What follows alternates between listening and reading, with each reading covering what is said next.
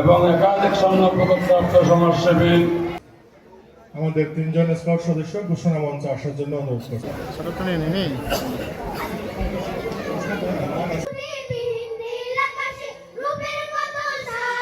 আজকে এত মহতী অনুষ্ঠানে উপস্থিত থেকে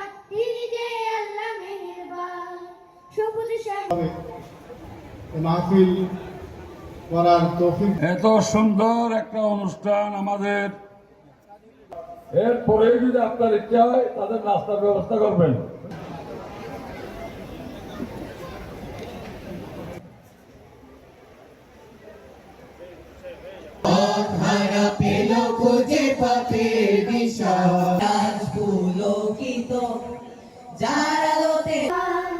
সবুজ শ্যামল বনবনানি পাখির কলরব তুমি তার মনে